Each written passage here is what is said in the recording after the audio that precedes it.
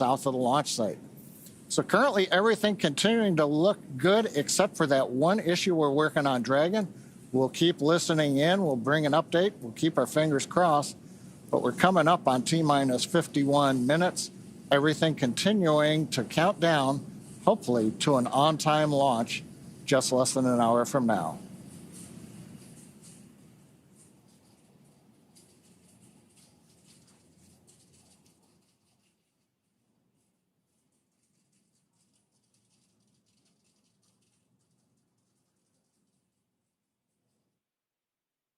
Attention Falcon launch operators. The propellant load and launch go-no-go poll is open in step 11.87 of 1.160.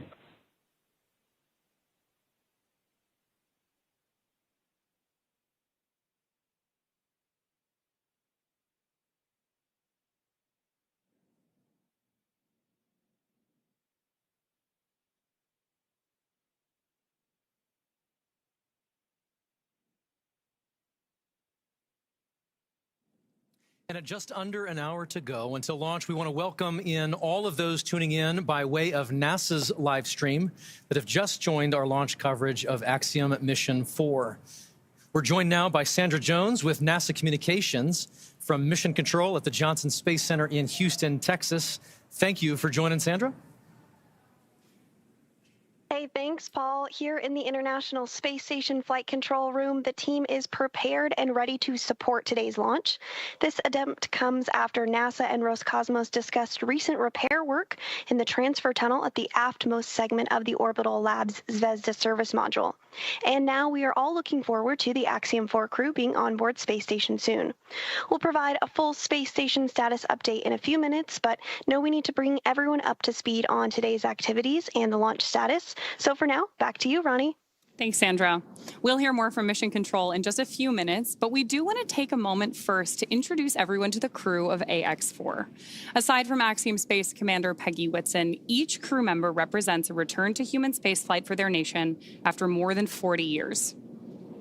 And starting with our commander, today's mission is led by Peggy Whitson of the United States. There is simply not enough time to cover her entire resume, but to give you just a few highlights, Peggy has earned degrees in biology, chemistry, and biochemistry. She was the first female commander of the International Space Station.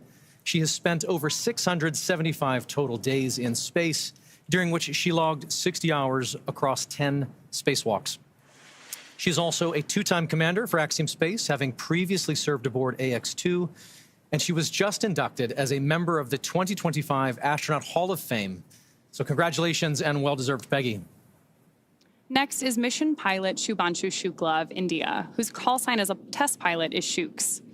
Representing the Indian Space Research Organization, or ISRO, Shooks is also an astronaut designate of India's inaugural human spaceflight effort, Gangayaan, featuring an Indian-built rocket and spacecraft. He was commissioned into the Indian Air Force Fighter Wing in 2006 and achieved the rank of Group Captain in 2024. He has over 2,000 hours of flight experience aboard a variety of aircraft. And our third crew member is Mission Specialist Sławomir Uznański-Wiśniewski of Poland. He is representing the European Space Agency as a project astronaut, coming from the reserve class of 2022, much like Marcus Want, who served as a mission specialist on AX-3. A scientist by trade, Sławomir has earned his Master of Science with honors from Łódź University of Technology in 2008. He holds a second Master of Science and a graduate engineering diploma as well. He also spent 2 years as the engineer in charge of the world-famous Large Hadron Collider in Switzerland, beginning in 2018. And rounding out this crew is mission specialist Tibor Kapu of Hungary, who represents the Hungarian to Orbit Astronaut Program, or HUNOR. He graduated from the Budapest University of Technology and Economics, earning a degree in mechanical engineering, followed by a master's degree specializing in polymer technology. In 2023, Tibor emerged as one of 4 Hungarians selected from a pool of 247 candidates for the HUNOR astronaut program. And together, they are the crew of AX-4, Axiom Space's 4th private astronaut mission to the International Space Station. Today's flight represents the return to spaceflight for 3 nations, but it also highlights the growing opportunities for nations and entities around the world to conduct meaningful work in low Earth orbit. And right now, as you see there, Peggy, Shooks, Swavush, and Tibor sit inside Dragon. There are colleagues and students and space enthusiasts the world over gathering to cheer them on here at the start of their mission. And so we'd love to share just a few live streams that we're getting from launch parties in India and Poland. And here we are. First is a wonderful shot of a school in India. These are the students and teachers at the Naberam Hansre English School in Jamshedpur, India, gathering together to watch Shubhanshu lift off. How exciting. Now we have great views from Poland. Crowds are beginning to gather here, including children from Polish schools, to witness Swavush's launch on the planetarium's dome. The event was organized by the Ministry of Economic Development and Technology, the Polish Space Agency, and the European Space Agency.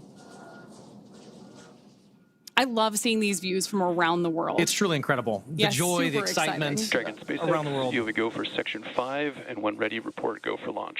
For awareness, we are still troubleshooting the wind upload file. I will have a few more words for you after you confirm your go for launch. Wilco, in work, Section 5.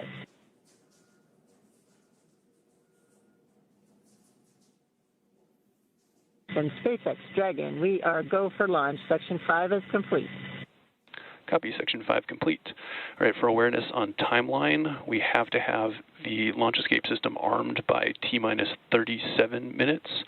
So we are going to take this as far as we can. What I'll need from you guys is a very fast turn on the commanding for launch escape arm, provided we get to that point. I'll copy. Copy. Understand LAS has to be armed by no later than T-minus 37 minutes, and we will be prepared. Copy that.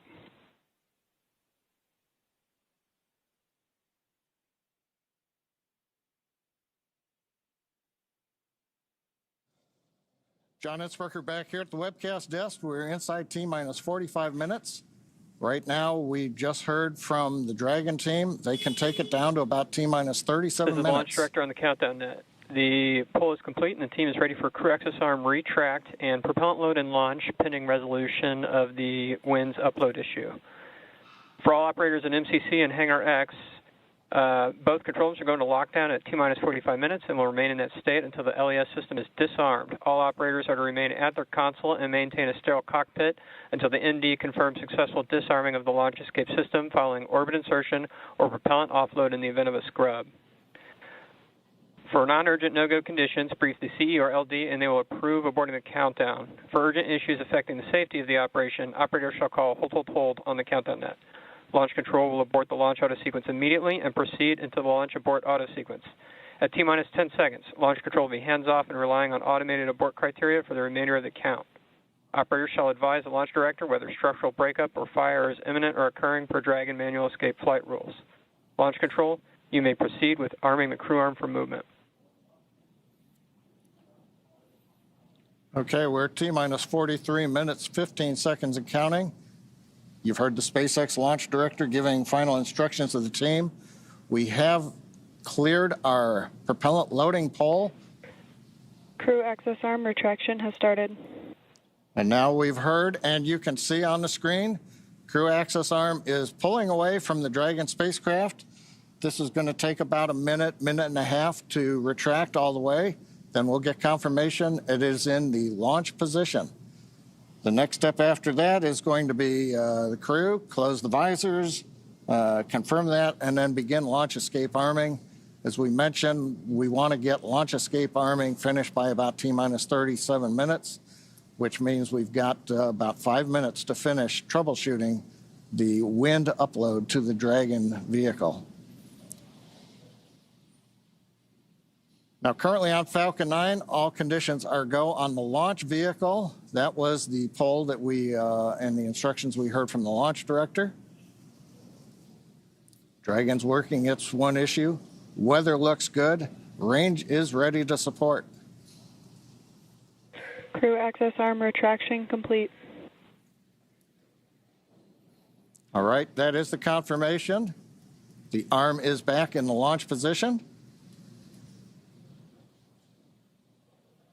Next, they'll give the crew the command to go ahead and close and lock their visors.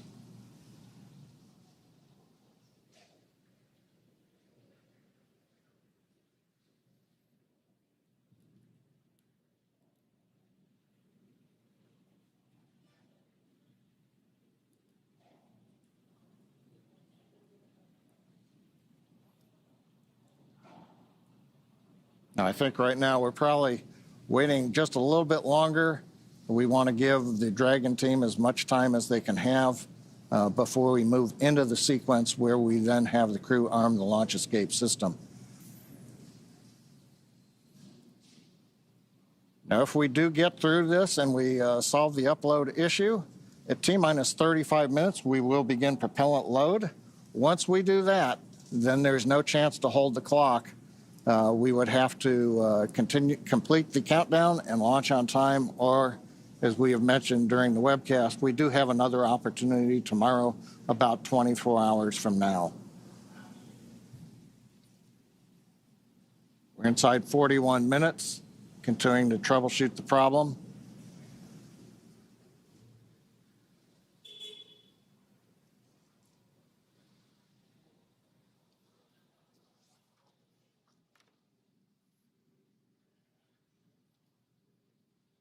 View of the crew inside the capsule on the right-hand side. See the status bar on the bottom and the clock counting down.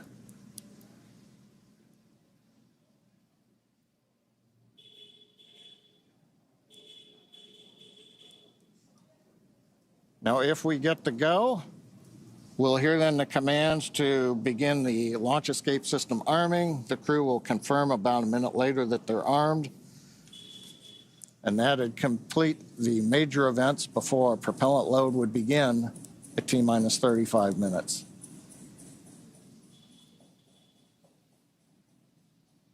Views of Falcon 9 and Dragon on Launch Complex 39A on the Kennedy Space Center.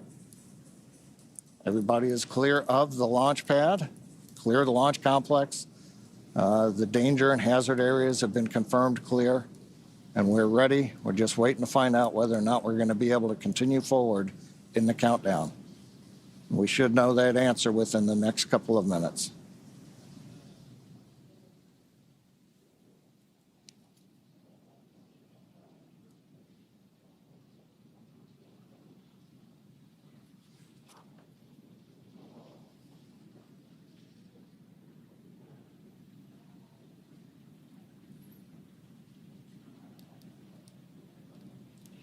Now, if need be, if we do have to hold the countdown, that would be a scrub for the night.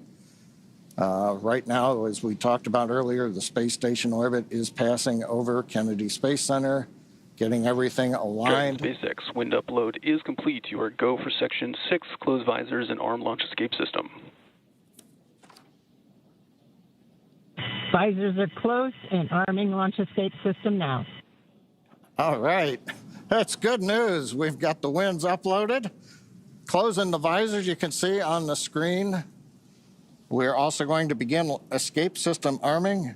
It's going to take about 50 seconds once they get into it. We will then get confirmation that the launch escape system is armed. And from there, we will move into propellant loading coming up in 3 minutes at T-minus 35. So we passed a major milestone, everything looking good. And it's kind of quiet here right now. Everybody's kind of tense. We're waiting to see how it go, Paul. But with that, it looks like we're doing good in the timeline. We have taken a sigh of relief, no extra breath here. Smiles are returning. But with that.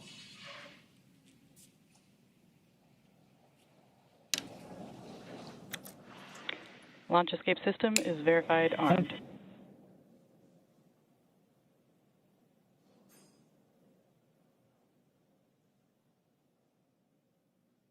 Very good. With all of those call-outs and the progress now being made again towards launch, let us tell you more about their destination, the International Space Station.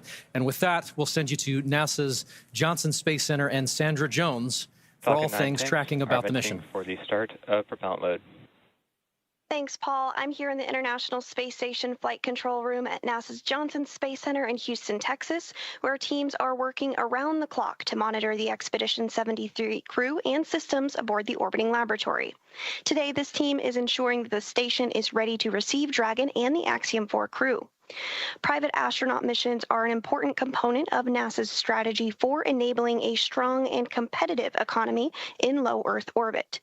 Unique to Axiom-4, NASA is collaborating with the Indian Space Research Organization, or ISRO, on 5 joint science investigations and 2 on-orbit STEM demonstrations, which help showcase the strength of international collaboration and the shared commitment to expanding access to space. As the International Space Station nears the end of its operational life, NASA plans to transition to a new model featuring commercial space stations to maintain its leadership in microgravity research and ensure a sustainable access to low Earth orbit for the benefit of humanity. So let's take a moment now to learn more about the International Space Station and NASA's commercial future in low Earth orbit.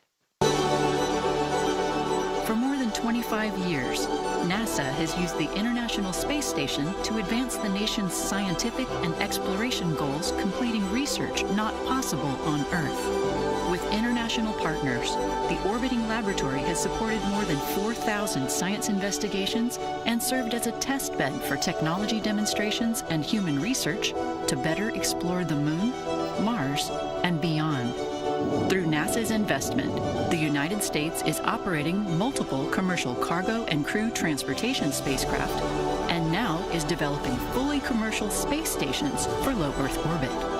With transportation and destinations, NASA's efforts are opening opportunities for private industry to use space for new markets that could benefit from microgravity. The International Space Station is the blueprint for international partnerships and commercial opportunities in space.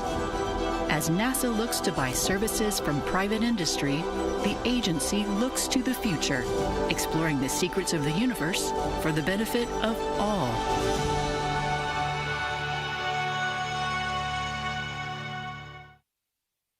And you can learn more about NASA's commercial efforts at nasa.gov/commercial-space. From Mission Control Houston, we are standing by and ready to support tonight's launch. So for now, we'll send it back out to Ronnie, and Paul in Hawthorne. Thanks, Sandra. And so things are looking good on the launch pad. The teams are continuing to progress towards launch at 2:31 a.m. Eastern. We'd love to take a minute and just take a look back at what's happened already this evening to get us to this point in the countdown. So for context, we want to say this crew has been living in an isolated quarantine bubble for the last 4 weeks, having reported to quarantine on May 25th. In that time, they have shifted their sleep regimen to adjust their circadian rhythm to match those on board the International Space Station. And over the last few days, they have finessed that further to be ready for today. In fact, their wake-up call was set to 6:30 p.m. earlier yesterday, I should say, depending on where you are.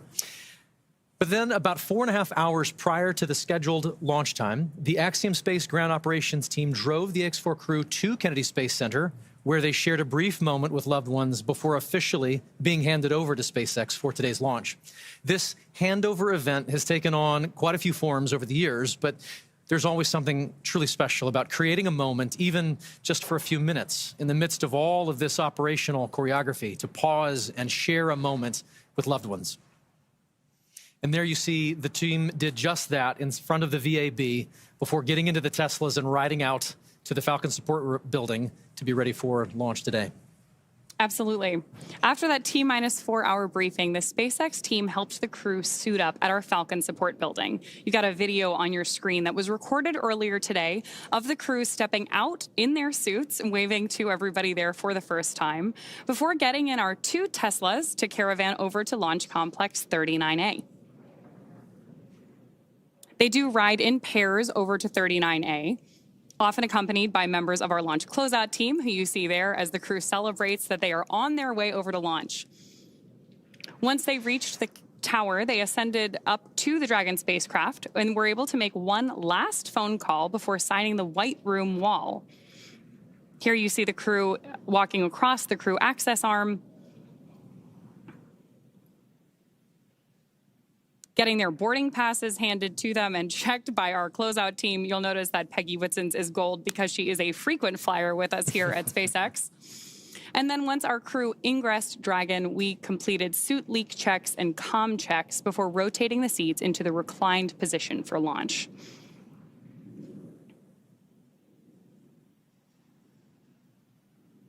Love these videos of them up in the White Room there. You can see those signatures on the wall behind them, hugging the closeout team before ingressing the capsule. Then from there, that is the same team that closes the hatch and seals everything in the preparation for launch. Right now, we are still waiting on those final weather checks coming up, but prop load has begun. So all of that brought us through the confirmations we've been listening to, the check-ins, confirming that the crew arm is stowed, and of course, as we were listening so intently for earlier today, that our launch escape system is armed. With that, we are just over 31 minutes away from today's liftoff.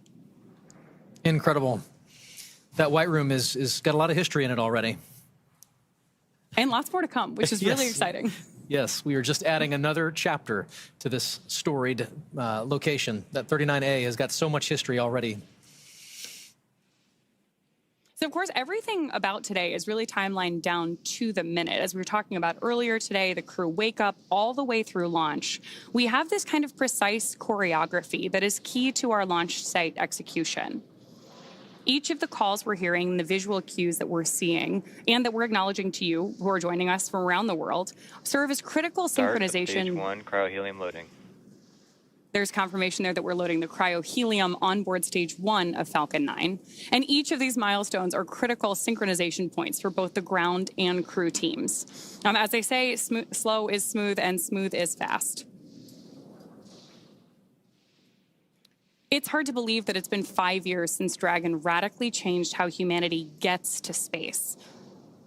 After the space shuttle program ended in 2011, NASA astronauts primarily used the Russian Soyuz spacecraft for travel to the International Space Station. Until 2020, Dragon was the Russian Soyuz spacecraft was the only human-capable launch vehicle available. Meanwhile, SpaceX's Dragon was being developed, and then in 2010, it became the first commercial spacecraft to be recovered from orbit. In fact, just for fun, because it's cool to know, the Dragon that flew on that first commercial mission is actually the one hanging behind us here in front of Mission Control in Hawthorne.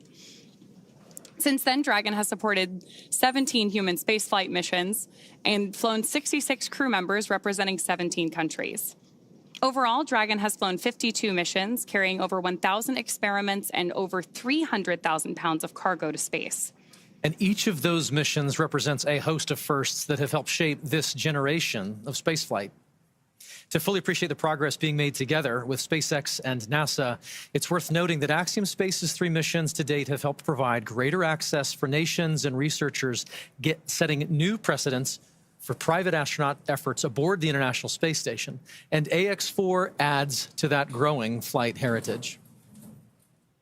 After a successful liftoff and orbital insertion, the AX-4 crew are set to rendezvous and dock with the International Space Station tomorrow. They'll spend approximately 14 days aboard the orbiting laboratory, bringing the occupancy count up to 11. And over the last 10 months, this crew has been working with instructors to learn every system they will be working with on station. They have studied and practiced every experiment, reviewed and rehearsed every event, all to maximize that time in space.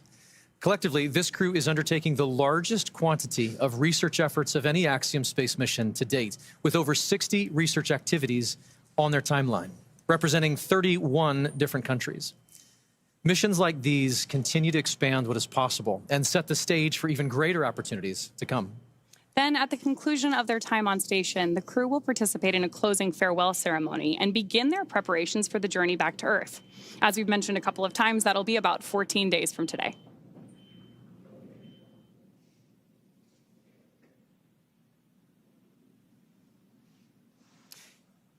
Each mission to the International Space Station is rooted in singular unifying purpose, to explore and learn together as a team. And that is one of the things that I absolutely love about human spaceflight. The International Space Station is a symbol of what can be realized from international cooperation and collaboration. And so while this particular mission may represent the goals of 4 specific nations, today they are launching as one crew, one team. And in that spirit, this crew created a mark to represent their shared effort together. The AX-4 mission patch is something that Peggy, Shukes, Swavush, and Tibor will wear proudly for the rest of their lives. But so will thousands of people who've worked tirelessly to contribute to this mission. The mission patch for Axiom-4 was created, as you mentioned, by the crew, not just to mark their space flight, but to symbolize the idea that space is for everyone. Anchored by the centrality of the Earth and flanked by a diverse set of national flags, there are several intended meanings woven into this design. For instance, the 7 stars represent the 7 continents and point to global inclusivity. The 4 white lines ascending from the Earth to the International Space Station symbolize the physical journey of this mission, and together appear to make panes of a spacecraft window, much like the view the astronauts will have from Earth orbit. And the overall gem shape of the patch is a reminder of the precious responsibility we all have to our planet, to cherish and to protect our homeworld. And in addition to the mission patch, another favorite tradition of human spaceflight is the zero-G indicator. To celebrate their unique bond, the AX-4 crew chose a baby swan as the zero-G indicator, which they've named Joy. And today, we have the opportunity to have our very own Joy joining us to help us keep an eye on the gravity levels here in Hawthorne. And so far, pretty stable. Yeah, all systems nominal, I would say. Very, very nominal. Yes. So as we await our T-0 in a little bit more than 25 minutes, our ground operations teams are doing a final series of systems checks to make sure both Dragon and Falcon 9 are ready for launch. Let's take a look at what the Ascent portion of our mission today will look like.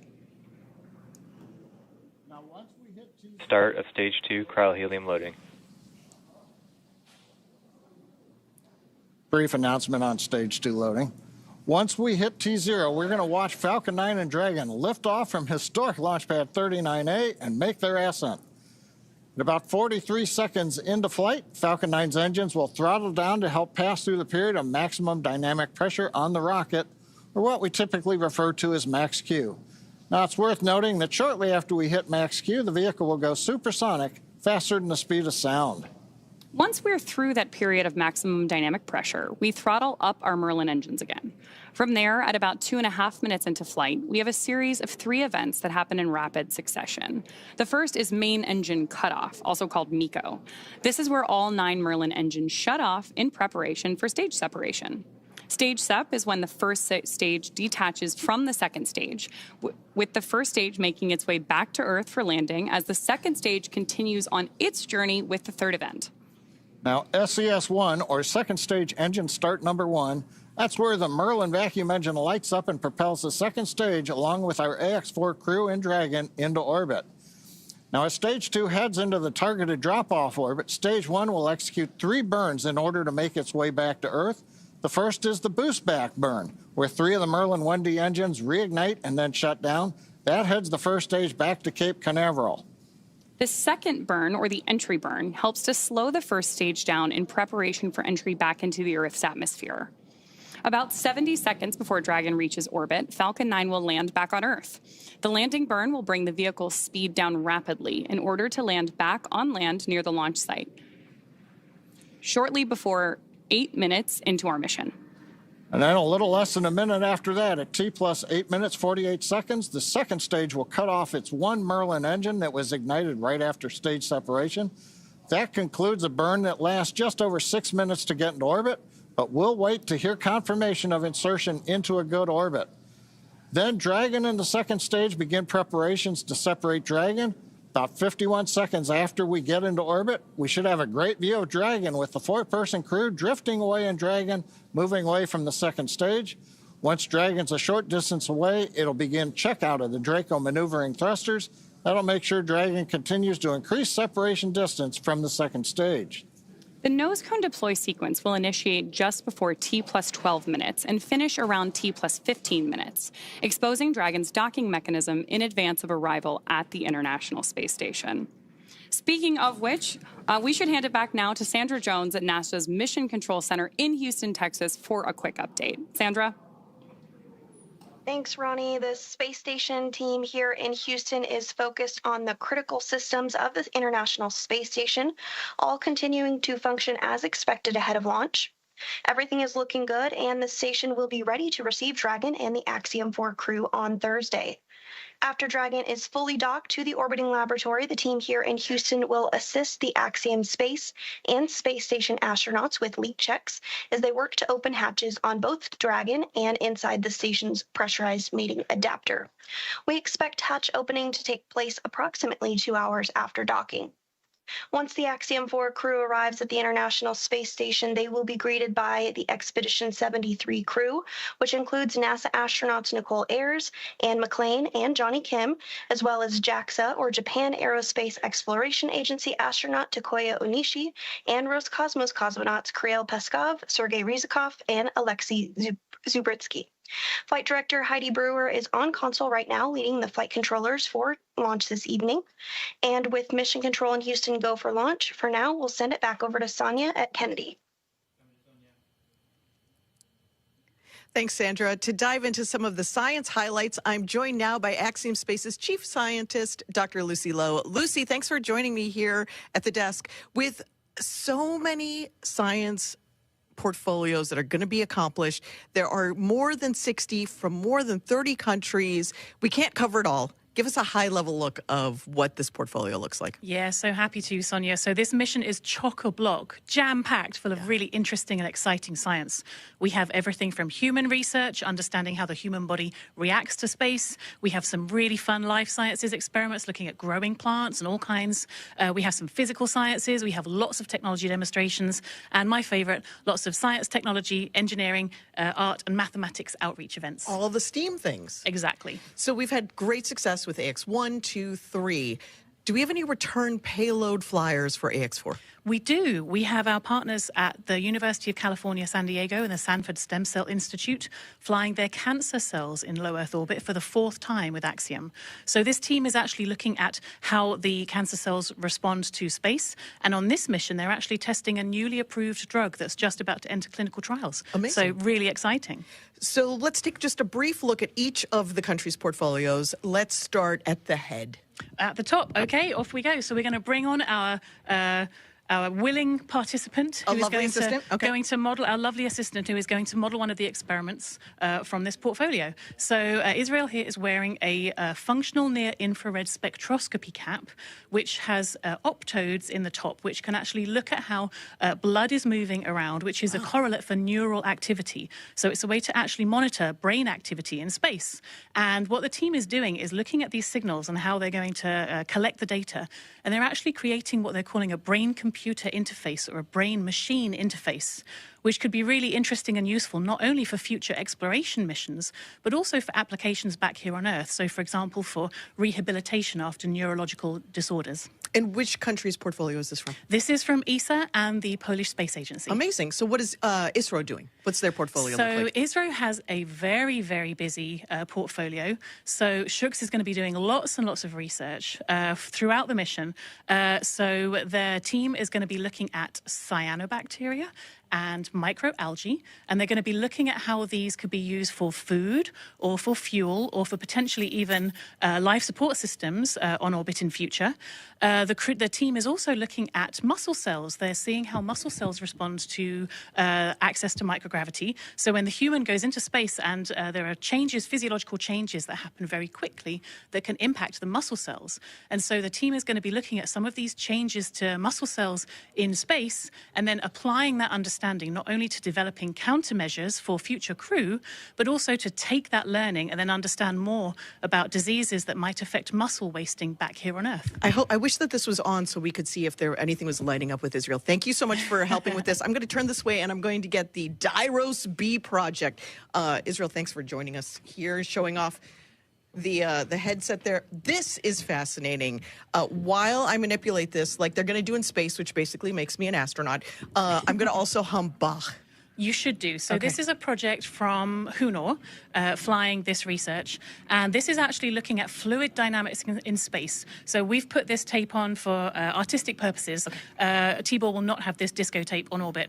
But in space, what is going to happen is this will be surrounded by a ball of water that's going to have microparticles embedded in it. And as a video is recording and he's turning the handle... To music. To music, exactly. The tempo at which he's turning the handle is going to increase, not too much.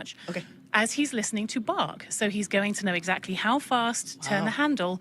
And so the insight from research like this is going to help us understand some of the fluid dynamics around large bodies such as Saturn in our own solar system. So it's not just for fun. It's not just for fun. It's all very important. If there is a researcher who's watching now and says, I've got research that I want to get into low Earth orbit, how do they do that? They come talk to us. Go onto the website, get in touch, and we'd love to fly more research like this and do more cool science in space. Such cool science. Thank you so much, Lucy, for making it just understandable for the general public. And we can't wait to see how it all plays out over the next couple of weeks. Thank you. Thanks, Lucy. And, you know, the AX-4 mission is very exciting, and the families and friends want to be here, but some of them couldn't. So we want to share with you now just a little taste of the friends and family who are cheering on the entire AX-4 crew. Peggy, Shooks, Swa, and Tibor. A great group of teammates who are doing great things for their countries. And here are the folks who have been supporting them all along the way.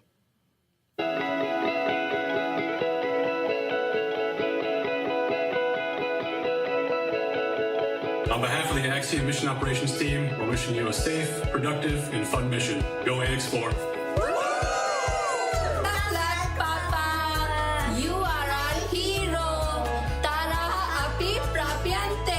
Cześć Sławosz, kochany synu, jesteśmy z ciebie bardzo dumni. Kisfiam, büszkék vagyunk rád. Várunk vissza. Nagyon szeretünk. Hi Shooks, we're super excited about your visit to space. Come back triumphant. We'll all be cheering for you the whole while that you're there. Good luck from Iowa. We love you, Aunt Peggy. Your flight is our future. Your flight is our inspiration. Hi Sławos, we are about to do something truly out of this world. We are all here rooting for you. Go chase those stars and make the mission unforgettable.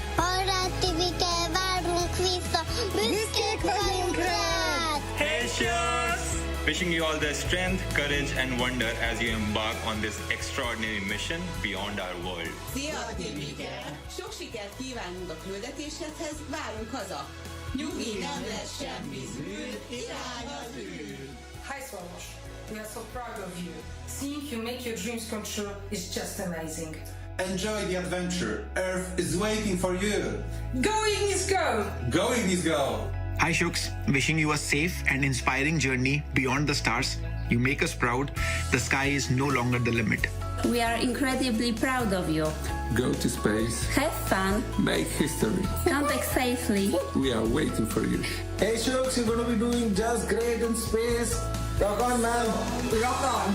Go Axiom-4! Go AX-4! Greetings from India. Wishing you all the very best. To the crew, Godspeed, and spend as much time as possible to look out of the window. Have a fun time, guys.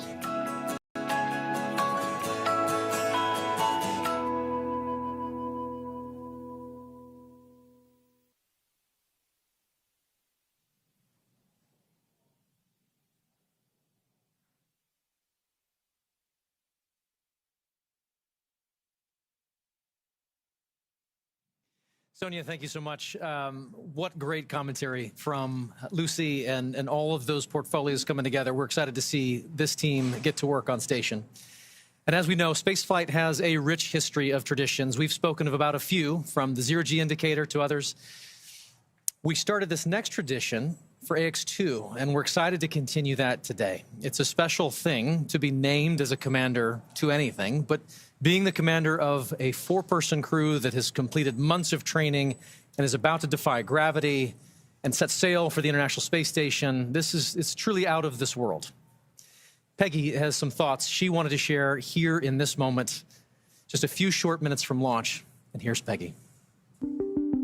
As commander of the AX-4 mission, I want to thank everyone who has contributed to our journey. This mission to the International Space Station would not have been possible without the hard work of so many incredible teams. First, I want to extend my heartfelt gratitude to the teams at Axiom Space. Their talent and dedication shines through every unexpected challenge, the countless hours of work, and every task at hand to ensure the safety of the crew. The team's determination and commitment to achieving the highest standards inspires me every day and reminds me why I joined the Axiom Space family. To our partners at NASA, your expertise and support have been invaluable, ensuring that we are fully prepared to live and work aboard the space station.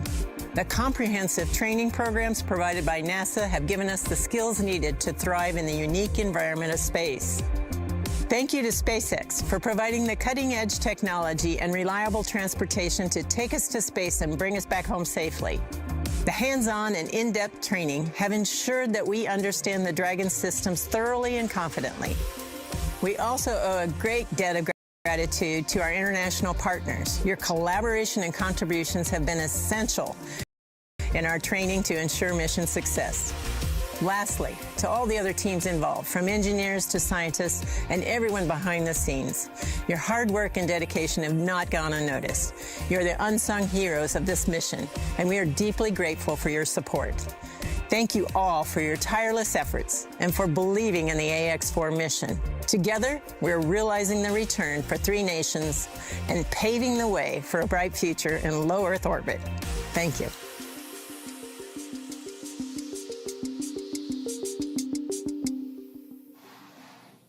Awesome words from our commander there. And of course, with that, we are just under T-minus 11 minutes until our liftoff at 2:31 a.m. Eastern today from Launch Complex 39A at Kennedy Space Center. Just in case you are just joining us, right now on your screen, you have a live view of Falcon 9 with our AX-4 crew safely tucked in the Dragon space capsule atop the vehicle. At this point, we are coming up on terminal count. Our crew access arm has been moved out of the way and our launch escape system is armed.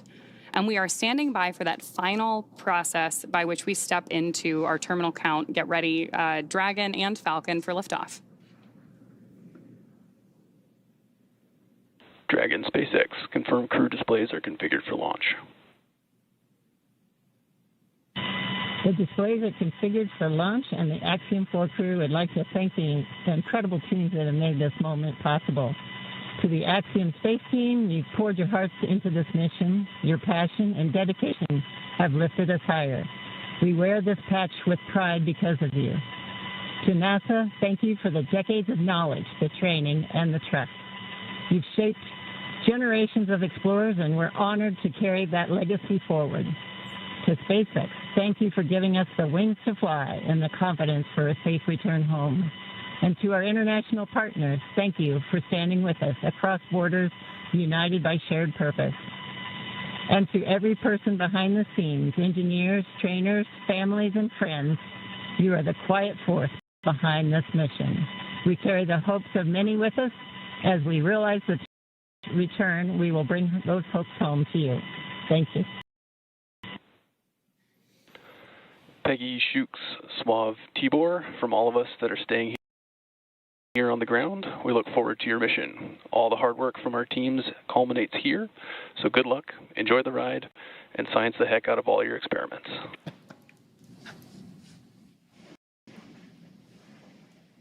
Wilco. And a Wilco from Peggy Whitson.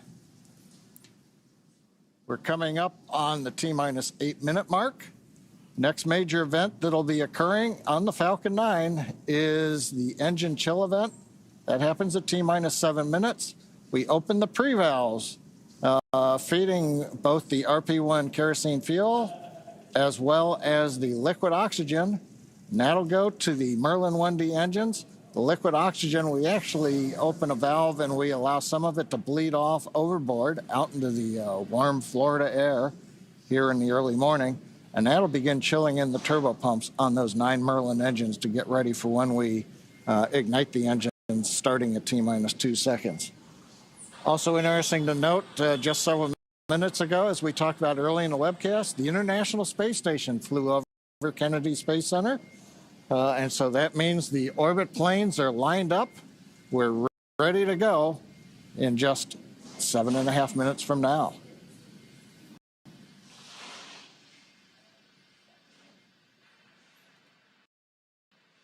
Now, while we're getting ready to open the pre-valves, which is one of those what we might call significant events in the life of the Falcon 9 as we count down, we'll also be chilling in the upper stage engine.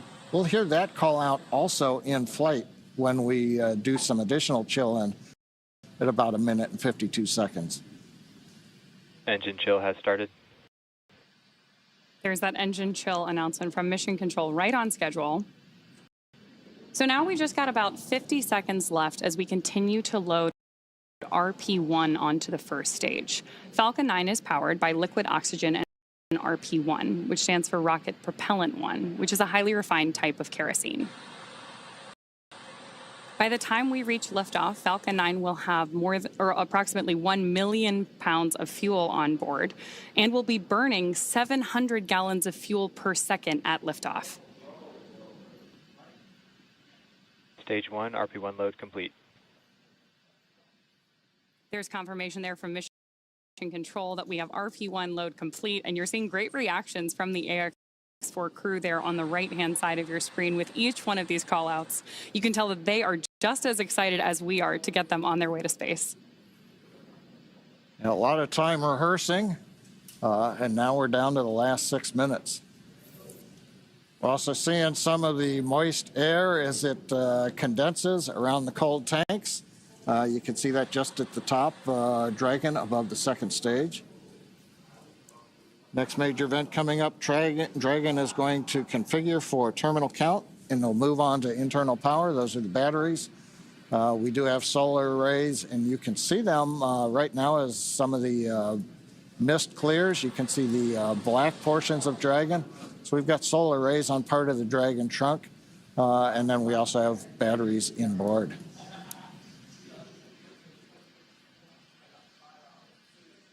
Now we have completed loading fuel on both the first and second stage. We're still loading liquid oxygen onto both stages.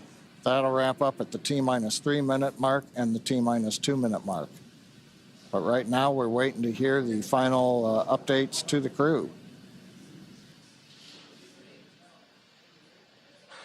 Falcon 9 propellant tanks are pressurizing for strong bag retract. That's good news for Mission Control. Dragon is configured for terminal count. There we heard that we are pressurizing Falcon 9 for strong back retraction. The strong back is the tall structure standing right to the left of the rocket right now. And we pressurize Falcon 9 so that we can begin to retract that support structure away from the vehicle ahead of liftoff. Great view there of Dragon sitting strong back retract has started on top of Falcon 9. And we'll look for those clamp arms around the base of Dragon just beneath those solar panels John was just talking about to begin opening up so the strong back can pull away. The strong back is used both to move Falcon 9 out to the launch pad ahead of liftoff and to provide all of the fuel and comm umbilicals that we're using in the lead up to launch. There are those clamp arms opening up. And then we'll see the strong back pull just about 2 degrees away from Falcon 9 in the final lead up to launch. Then at liftoff, it'll move to a full 45 degrees away from the rocket. Great live shots there of the capsule on board the rocket here. Yeah, Ronnie, it takes about 20 seconds for the hydraulics to open up those clamp arms that held on to the second stage. Then about 30 seconds, it's hard to see, but that strong back will move just a couple degrees away. And with that, we are just about 30 seconds away from the expected call out that LOX load has been completed on board our first stage.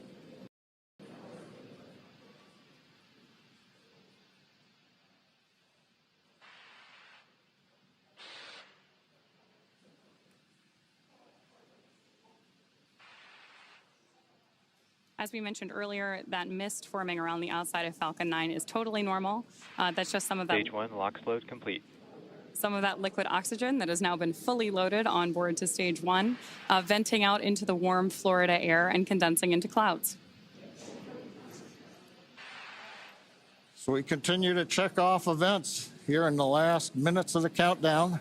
Dragon is in terminal count and is on internal power. And the confirmation a minute ago, we started the move into transition. And there on the left side of the screen and the right, you can see some of the watch parties, Paul.